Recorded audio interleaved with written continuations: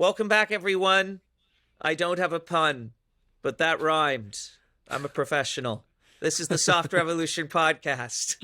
My name is Torq Campbell, singer-songwriter, in case you couldn't tell. Yeah. You've been writing so many. many songs that you're just like out, like you've used up your That's right. entire. I just everything rhymes now. I'm like shit. that Martin Yeah, Short nothing. impersonation of Irving Berlin. I don't. You're probably too young to have seen that, but Michael Healy, and too you know cool, what I'm talking and too about. cool, and too cool.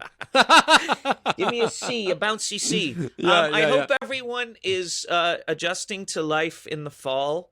And that if you have offspring, they are giving you as little trouble as you'd hoped in their return to education. And this week we have, I've been, as I'm sure I know Ali has, I have also been scared, horrified, but most of all inspired and just blown away by what is happening in Iran with the young women of Iran and the men too, which we'll talk about later. And it's just been on my mind a ton, and of course it's been on Ali's mind as an Iranian person with many family there. And today we have an incredible guest, an artist, to talk about it, who really sort of exemplifies how much an artist can bring to a conversation like this, which might be deemed initially political, but is in fact deeply emotional. And she's going to talk about that. Her name is Tara Grammy. How'd I do, Ali? Grammy. You did almost there. Or Tara almost Grammy. there, not bad. Tara Grammy.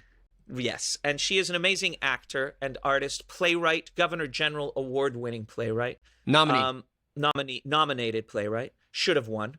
You know what? Fuck that. Should have won. Yeah, exactly. That's what I'm gonna start doing. It's just, if you've been nominated, you should have won. You're a winner as far as I'm concerned. Especially her play Mahmoud is amazing. It's like amazing. And she has been kind enough to join us for a chat. She's in Los Angeles, where she lives, and she's gonna talk to us about the importance of what's happening right now to her life, to her family, to her people, but also the importance of it to all of us. And the importance of something called social media, which is often, as you know, attacked on this show, but then often makes its existential argument in cases like this, where it really does act as a tool to disseminate freedom and democracy and rebellion against oppressive forces. And Tara talks brilliantly about the power of social media right now, and why you, as a person, whether you're Iranian or not, should be using your social media feed right now to amplify what's happening in Iran and to support the young women and men of Iran, because they are incredible. So we're going to have a really emotional, beautiful chat with her coming up. Please stick around for that, because I really think it's an important conversation, and I know it's dear to Ali's heart as well. But really, look, this show's called Soft Revolution. In my mind, what's happening in Iran right now, that's soft revolution. Using your body, using your voice to say, I am not going to fucking tolerate this anymore. I am going to dance. I am going to take off the clothing you told me to wear. I'm going to stamp on your photograph. The use of the artistic impulse in these protests makes me weep when I think about it. It is so beautiful. And to me, somebody asked me what soft revolution was, I think a couple of weeks ago on this show, and I gave some bullshit response, or maybe it was on another podcast I was on. Soft revolution is what's happening in Iran right now. There's no guns, there's no missiles, there's no leaders, there's no men in green uniforms pretending to be big shots. There's human beings putting their bodies and lives on the line and using their bodies and their voices to express beautiful yearning for something better in their lives. And that is soft revolution. So we're going to have a great conversation with Tara coming up. But first, Ali, you now are in Denver, the mile-high city. One of the first places I ever bought legal marijuana. That's what I can tell you about Denver. Wow. Also, we were just having a conversation. It's very hard to breathe for me when I do shows there. It's got nothing to do with the marijuana, folks. Let's not make a linkage there. It exacerbates things, though, doesn't it? It must. No, it must exacerbate something. Babe. Hey, listen. Ask Bob Marley. You think his singing was all right? Okay, thank you. It was very all right. Yeah. But you're in Denver, back on the road. Back on the road. doing your show, Mm-hmm. and you're in America. Yeah. So I guess my first question to you is, Yeah. what are the vibes you're picking up? I'm sure you're sitting in your hotel room away from your partner and your dog, staring at CNN way too often. Where do you feel? What do you feel about what's happening in the States right now in terms of Trump, in terms of whether Biden is going to stick around? What's your vibe on the political mood there right now, talking to Americans and being in that country? Well, what the tragedy of Hurricane Fiona that was hitting Florida predominantly. The one thing that kind of like gave me just like a little bit of like, oh, this was interesting, was seeing DeSantis and Biden kind of like, actually kind of working together, and in the midst of it, Biden shaking coming hands out like two shaking civilized hands human beings, and Biden coming out Imagine such a as thing. kind of like I don't want to say the political winner, but really coming out as like someone who was on top of things. And there's two internet memes that I'd love for you to look up. One was Biden talking to this like guy in Florida, and he was like, nobody fucks with a Biden, and they catch him on audio saying that. I'm not like that. And then there's this other thing going on with DeSantis. He wore these like white rain boots, right? And there's like this, they look redonkulous, right? This reminds me of Dukakis with the helmet, right? He looks fucking ridiculous. And there's this meme now where they're trying to extend the boots up as higher and higher and higher, and now it's like literally like it's the best. So please look up Ron DeSantis white rain boots and you'll have a really good time. But America is a country full of contradictions. America is a country, and I've visited a lot, and you've probably done it on tour. Every situation is different, every circumstance is different, every city is different. As I was flying into Colorado, I was like, wow, this is a blue state. And just the notion of like a blue state, a red state, that like this imaginary border that really like it's conjured up, an idea separates political ideologies. I go, wait a second, it can't be that simple. People are, at the end of the day, human beings, regardless of where they are, wanting the same things. But I've loved Americans. I've always loved Americans. Friendliest people in the world. I'm not even going to hear any arguments about it. Friendliest people in the world. Amazing. But yeah, I mean, still to this day, I'll tell you one crazy thing. So I had to get healthcare for this tour. Uh-huh. What the fuck, folks? Why? Like at some point, like you're like, what has the insurance lobby done that it has gotten to the point that this is like, yeah, totally, give me this. Yep. Finding a health insurance plan is the biggest crock of shit experience ever in the history of humankind.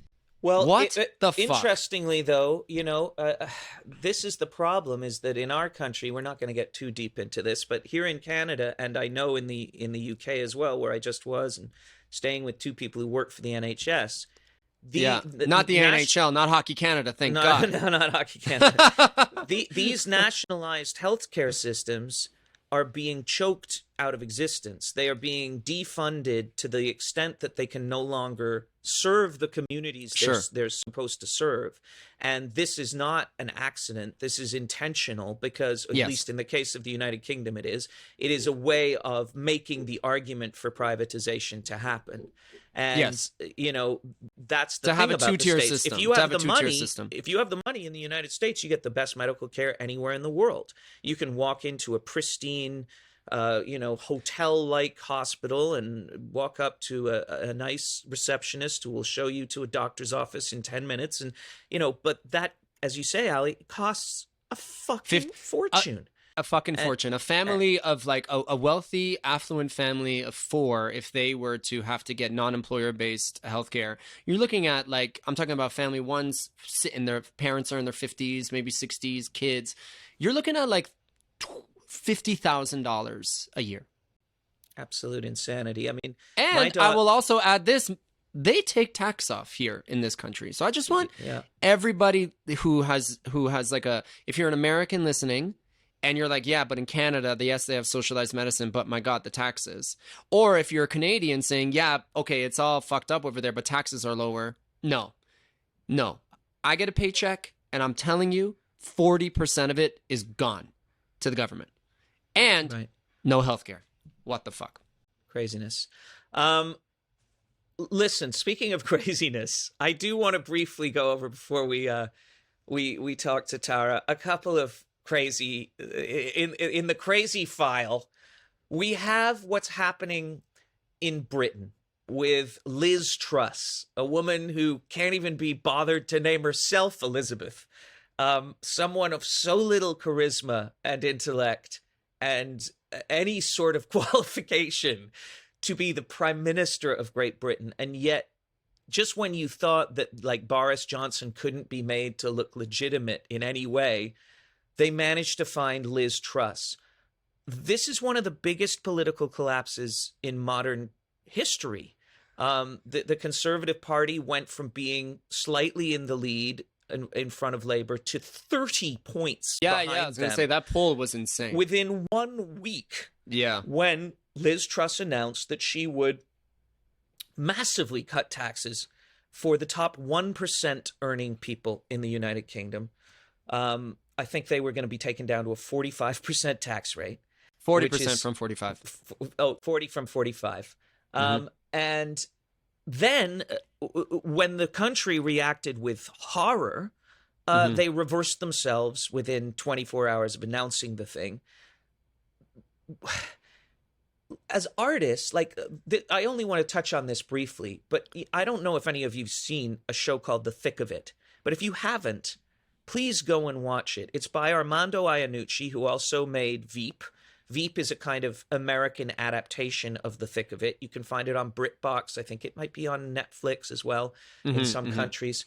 And it's about British politics. And literally everything in it is happening. I mean, these people are beyond satire. Is there any hope for democracy at this point? Like when you have Liz Truss, when you have people of such low standing being in charge, how do you keep a vibrant democracy thriving? Well, they're going to get the boot. I mean, as you mentioned, they're getting people? No. Or John Tory, for example, a man who has failed at being mayor of Toronto. Toronto is a shit show. Almost 12 years now. He's going to get reelected. Going to coast. He's coasting. And he's an absolute waste of space. So how do we get people to not feel like, what's the point? Do you know what I mean? Like when you're talking about going into politics, and I know that's still something you want to do at some point in your life, how the fuck do you get anyone to care? Well, the interesting thing is, and this is something alludes to what Tara and I and sort of the three of us talk about, is that like, and I mentioned this a few weeks ago, that people are politically hungry, people are politically engaged, people have the appetite for it, but their expression of their politics has moved from the ballot box to their smartphone, and they express their politics from, you know, retweets, they think that's likes. Enough. They think that's enough. And you know what? In some respects, in the case of what we're talking about with Iran, it is, right? It is. It's the only thing you can do. You can't go to the ballot box. It's the vibe. But the thing is, like, this municipal election in Toronto is going to be one of the lowest turnout experiences of all time. It's going to be probably in the 20, 30%. And that's really a disgrace, man. Like, I don't know any of my friends who lament about public transportation in Toronto, who lament about zoning laws in Toronto, who lament, you know, the trash being on the ground, who lament homelessness, who lament this stuff. I don't know any of them. They're going to vote. And if they vote who they're going to vote for, they don't even know. They don't know what's going on. So this is why I think the next big electoral reform movement has to be move the vote to the smartphone. We have done in Canada, there has been when how do Justin, I vote?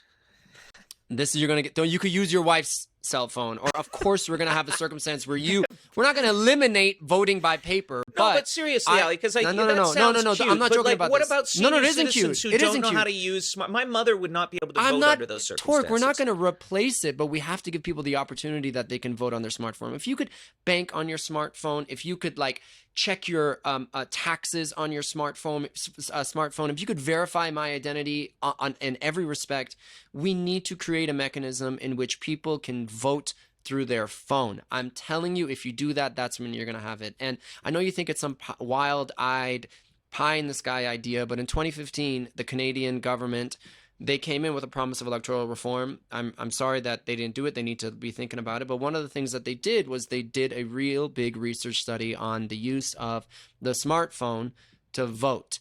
And you incorporate blockchain. There's a lot of cybersecurity technology that has been improved. And you're that telling will me make it's it not going to be possible. hijacked by some guy sitting in a boiler room somewhere who's just going to like affect the Russians aren't going to come and be able to manipulate people's smartphones? The Russians are already manipulating elections. The Chinese are already manipulating elections.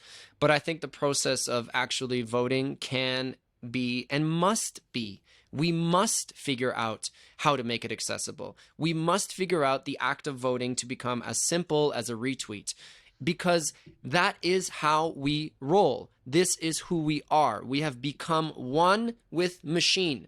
So you can either like accept that fact as a representative body, which is there to represent the people, which is there to meet people where they are, or you can huff and puff and say, well, I don't know why these youth aren't voting, blah, blah, blah, because it's like, that's just not how we roll anymore. I could do everything on my fucking phone, everything on my phone, but I can't do the most important thing? What the fuck? Well, very salient to what we're going to speak to Tara about as well. Okay, let's do this quickly because it warrants very little comment. But and generally, I avoid this kind of shit. I'm not here to... I don't even know where you're going to talk about it. And I can't I know. But this isn't it's not a pop culture podcast. I don't care what celebrities... I don't give a shit if Adam Levine's having sex with someone. I don't care, people. I don't care, and I don't care what... This... I didn't know who the Try Guys were until, for some reason... I don't know. There are people on YouTube. This guy slept with someone, and now he's lost his job. I mean, whatever's going on out there, you're all completely gone bonkers. Give me a break. But this really did warrant, I think, a brief conversation. Kanye West, the artist formerly known as Kanye West, now known simply as Ye, which for those of you who don't know that is a nickname for cocaine. But I don't think he meant it that way, or maybe he did. Maybe. Certainly acts like it. He premiered some of his, in my opinion, quite hideous clothing at Paris Fashion Week, and did so wearing a T-shirt which read "White Lives Matter," standing beside Candace Owens.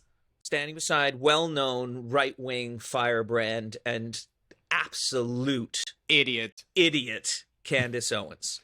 Yeah. You and I are Kanye fans. Yeah, I think Tara's we're a big fans Kanye of fan Kanye's music. Yeah.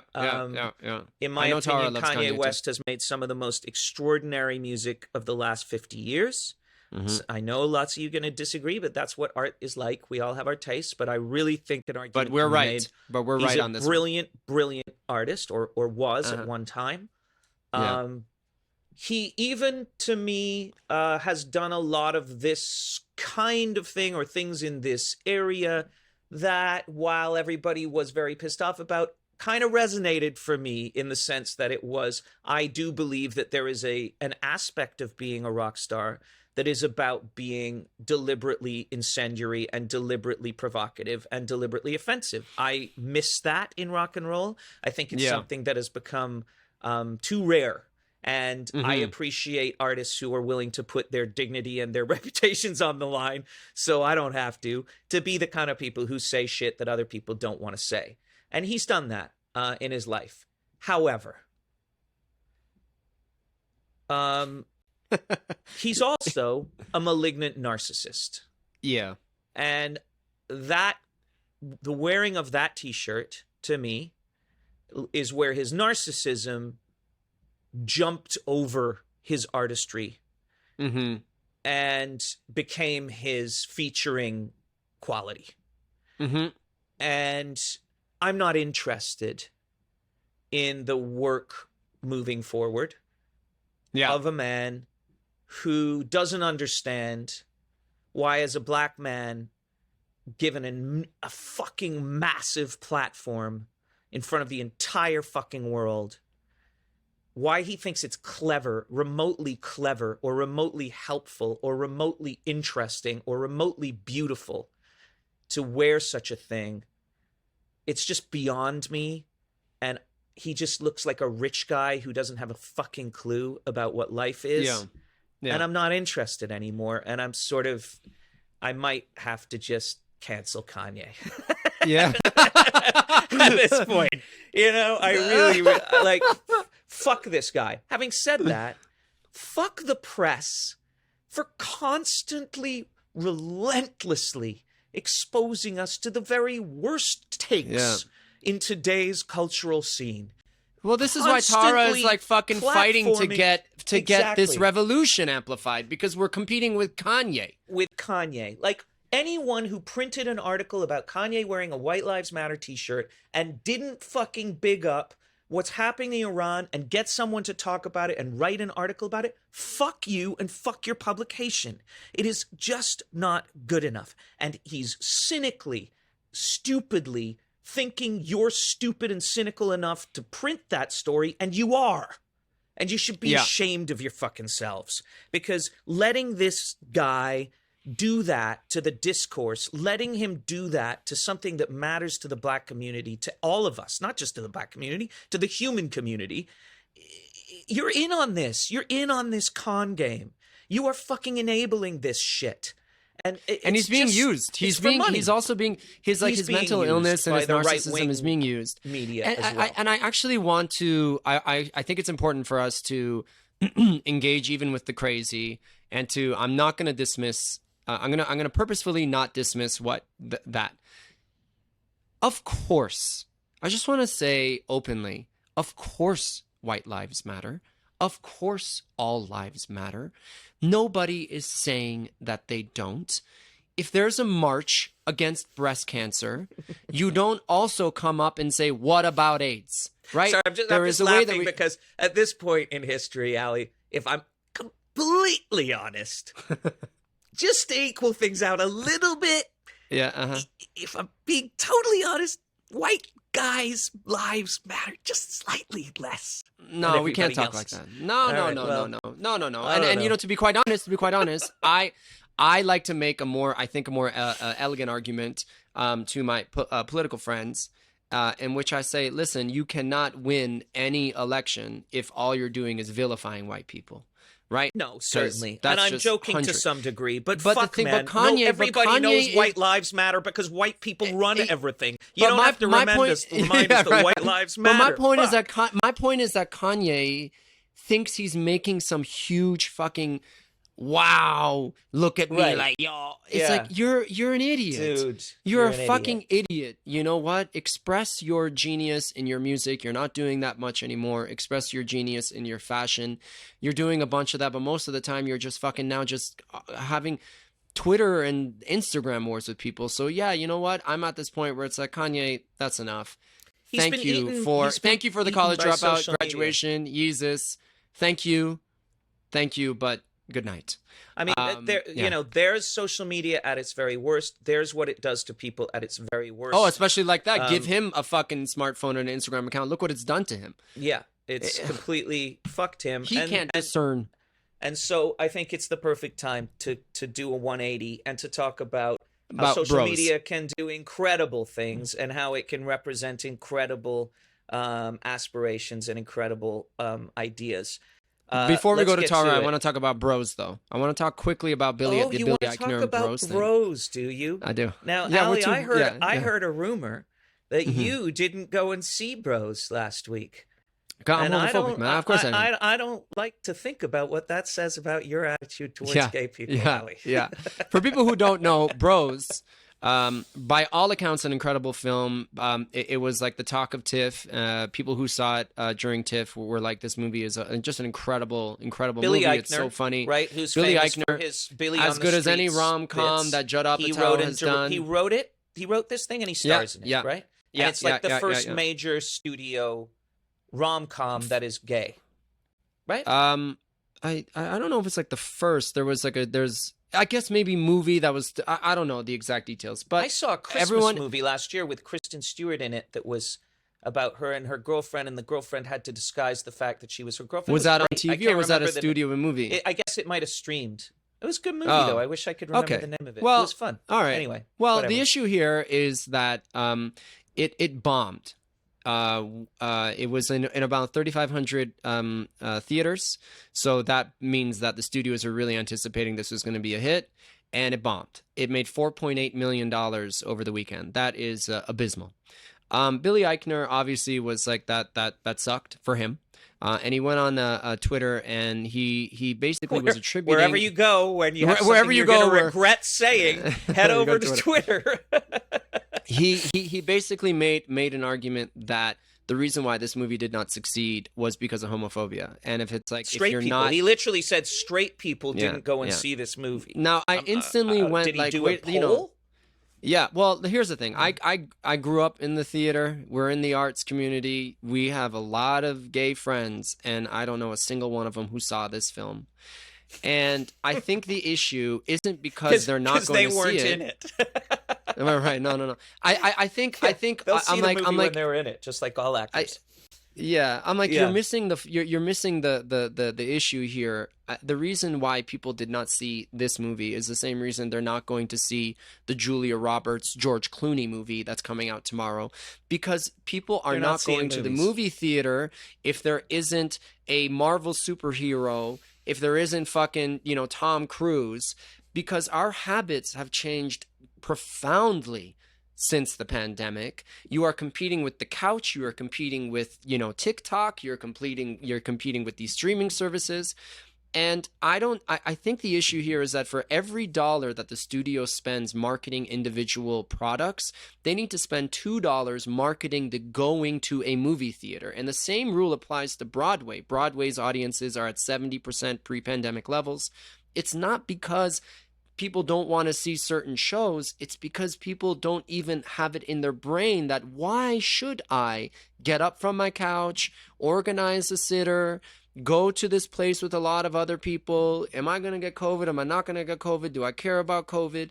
You have to remind people what it is about these experiences, because I have gone to movie theaters. It's amazing sharing an experience, particularly a comedy. I have seen some incredible concerts now that, things have happened. They've been joyous. I was so lucky to be able to be at the closing performance of Come From Away's Broadway run, to be in that room with that show and those people. I'm telling you, it is fucking worth it. It's amazing. There's nothing like it. But nobody is making that argument anymore. Instead, they believe that if you build it, they will come. No longer.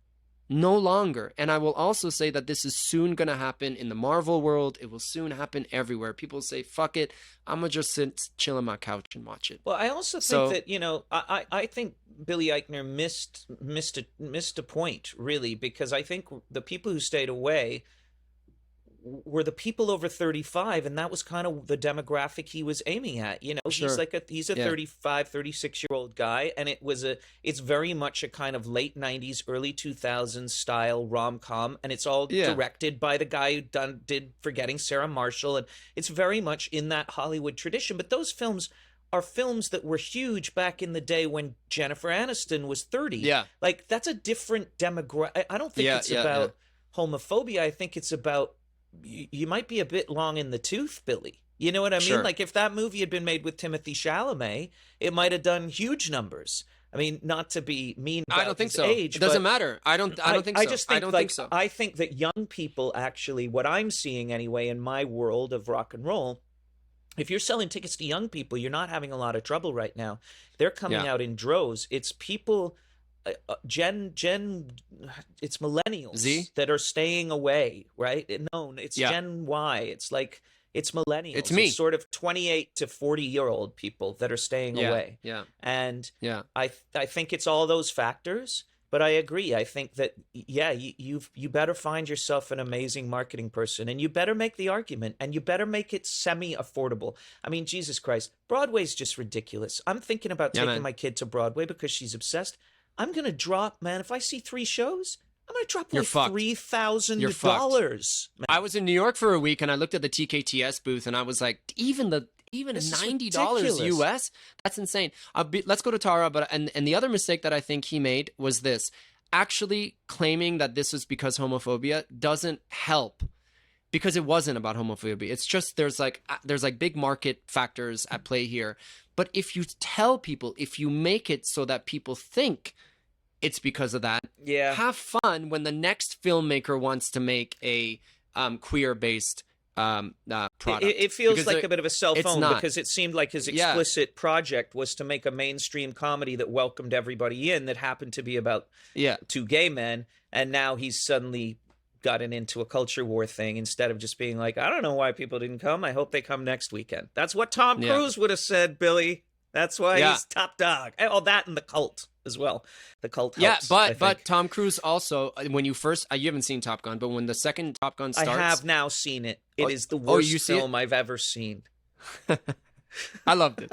We'll I talk loved about it. it. But did We'll you see talk it in the about it theater, another or day. did you see a I theater? saw or it no? on the plane, and I just, Oh, I yeah. literally just, you know what? Sometimes I forget how important it is to smash the patriarchy, and then I watch a film like that, and I'm like, let's just imprison white guys until we can figure out what the hell is going on.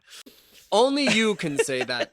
But what I will give credit to Tom for is when you saw it in the movie theaters before it started. I mean, let's talk about his narcissism. But before it started, Tom Cruise comes, he's like, "Hi, I'm Tom," and he like basically thanks people for coming being at together, the theater. coming to Yeah. the theater, experiencing this, talking about this is how we made the movie, this is the technology we use, this is why. And you know, Tom Cruise is all like, he spent like $20 million to create an ad campaign to tell you to turn off the motion smoothing on your TV. Like, Crazy. this is a guy. See, if I I'm had here seen for that it. in the theater, I would have left at that point. I wouldn't have even seen the film. I Well, just would have been like, the "That's it." normal well-adjusted people clapped. So, but you do you, bro. You do you. Ever the rebel. I love a rebel. Speaking of which, let's talk to Tara Grammy.